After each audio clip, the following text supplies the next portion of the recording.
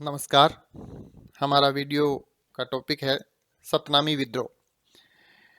औरंगजेब के शासनकाल में जाटों के बाद सतनामियों का विद्रोह हुआ। सतनामी संप्रदाय की स्थापना लगभग 1657 में नारनौल हरियाणा के एक निवासी ने की थी। ये लोग एकेश्वरवाद में विश्वास करते थे और जाति कर्मकांड आदि में उनकी कोई आस्था नहीं थी। इन लोगों को दूसरे के दान पर निर्भर रहना मना था। यद्यपि वे सन्यासियों की तरह ही रहते थे, लेकिन या तो वे खेती करते थे या छोटे पैमाने पर व्यापार करते थे। वे स्वाभिमानी इतने थे कि किसी का अन्याय उनके लिए असहनीय था। 1672 ईस्वी में सतनामियों का विद्रोह एक ग्रामीण झगड़े से शुरू हुआ। एक सतनामी कृषक और एक मुगल सैनिक में झगड़ा हो गया। सैनिक ने सतनामी का सिर फोड़ दिया। तब कई सतनामियों ने इकट्ठे होकर उस सैनिक को इतना पीटा कि वह मर गया। जब नारनौल के फौजदार को ये खबर मिली तो उसने कुछ और सैनिक भेजे जिन्हें सतनामियों द्वारा मारकर भगा दिया गया। प्रोफेसर जदुनाथ सरकार के अनुसार अब झगड़े ने धार्मिक झगड़े का रूप ले लिया और सतनामी हिंदू धर्म पर औरंगजेब के प्रहारों के विरुद्ध एकजुट हो गए। शीघ्र ही हजारों सतनामी इकट्ठे हो गए और जो छोटी मोटी मुगल सेनाएं आई उसे उन्होंने हरा दिया। यहाँ तक कि नारनौल के फौजदार को भी मार डाला और नारनौल और बेराट पर अधिकार कर लिया।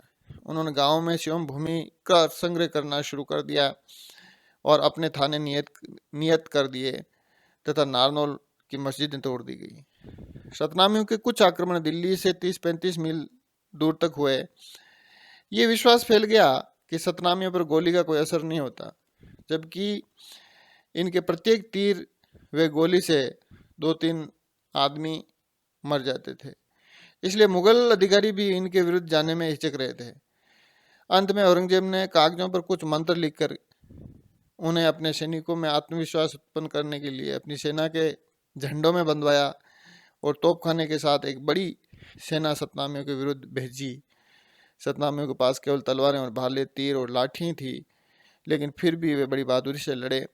और काफी खान लिखता है कि उन्होंने महाभारत के प्रसिद्ध युद्ध के दृश्य दोबारा स्मरण करा दिए। करीब 2000 सतनामी युद्ध में मारे गए और बाकी सतनामियों ने आतंकित होकर के आत्मसमर्पण कर दिया तथा नारनौल और बेराट में उनकी शक्ति समाप्त कर दी गई। तो इस प्रकार ये भी एक धार्मिक विद्रोह, हालांकि कृषि से संबंधित मामलों को लेकर शुरू हुआ था। मामला आर्थिक था, लेकिन इसने जाते जाते अंत में जो है वो धार्मिक रंग ले लिया और ये काफ़ी लंबा ये विद्रोह चला, जो कि मुगल साम्राज्य में एक तरह की प्रशासनिक व्यवस्था उत्पन्न करने में इसका एक बड़ी भूमिका रही। Thank you.